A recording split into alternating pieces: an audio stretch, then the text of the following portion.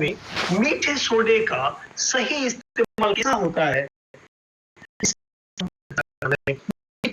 गर्मी के मौसम में कहीं हम फायदे के लिए दे रहे हैं तो वो नुकसान तो नहीं कर रहा। ये बात भी आपको सोचना जरूरी है, कब फायदा करता है कब नुकसान करता है। हम चीजें आज के इस वीडियो में हम जानेंगे।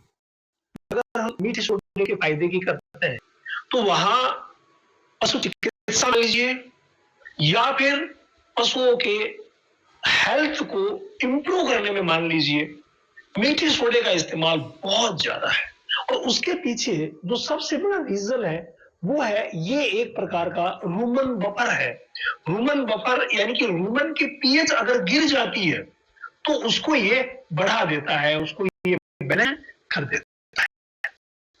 यानी कि अम्लीयता और क्षारीयता का जो लेवल होता है जिसको हम पीएच बोलते हैं, रूमन की पीएच गिरती क्यों है इसके बारे में भी छोटा सा आप जानिए कि हम गर्मी के मौसम में, भाई सर्दी में भी देते आए हैं, अब गर्मी का मौसम आया, गर्मी तेज होगी तो भी हम क्या करते हैं, आहार में परिवर्तन नहीं करते हैं और जो अनाज आप देते आ रहे थे वही अनाज उसी तरीके का उसी मात्रा में देते रहते हैं।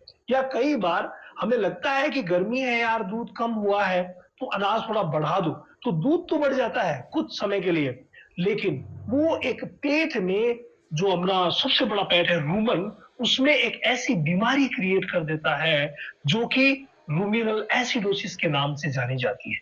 यानी कि एसिडिटी बढ़ गई, बस नॉर्मल भाषा में आप यही मान लीजिए। जब एसिडिटी बढ़ जाती है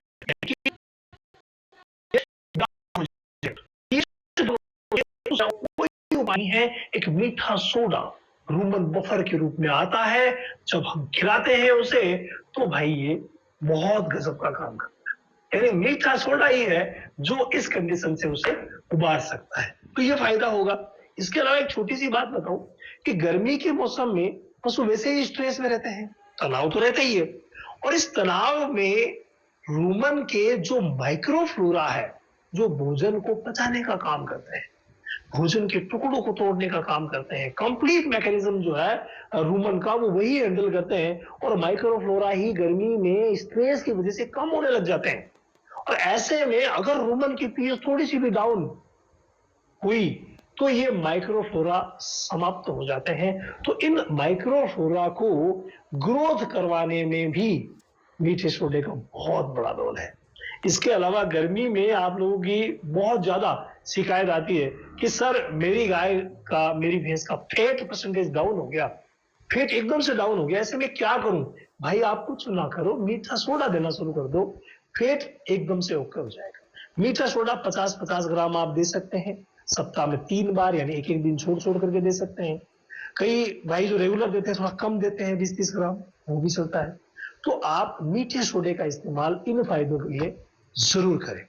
गर्मी में भी, अब कई कहते हैं सर गर्मी में तो नुकसान हो रहा है, गर्मी में भी ये फायदे करेगा। ये प्रॉब्लम जो मैंने बताई ना गर्मी की है। और एक बात बताऊं आपको, गर्मी में ही अपच की शिकायत ज्यादा होती है।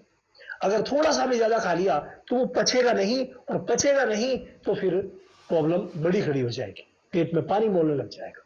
पाइप से पानी, जो स्टोमक ट्यूब होती है उससे पानी निकालना पड़ता है, फिर ड्रिप लगानी पड़ती है, बहुत बड़ा मैटर हो जाता है। इसीलिए आपको मीठा सोडा देना जरूरी है। इसके अलावा गर्मियों में एक प्रॉब्लम और आएगी मित्रों, और वो आएगी दूध में खून आना। जी हाँ, अगर कभी भी दूध में खून आने की शिकायत होती है वहां मीठा सोडा जरूर दिया जाता है। या फिर दूध का स्वाद बदल जाता है कि साहब टेस्टी नहीं लग रहा है, दूध का स्वाद बदल रहा है, दूध जल्दी फट रहा है, गर्म करते ये जो कंडीशंस होती है ना वो भी से सुधारी जा सकती है। और ये जो गर्म करके फटना ये गर्मी में बहुत ज्यादा होता है, इसीलिए गर्मी में भी इन सब फायदों के लिए आप मीठा सोडा देना बंद मत कीजिए, बहुत ज्यादा फायदा होगा। इसके अलावा बात जब फायदों की होती है ना तो भाई नुकसान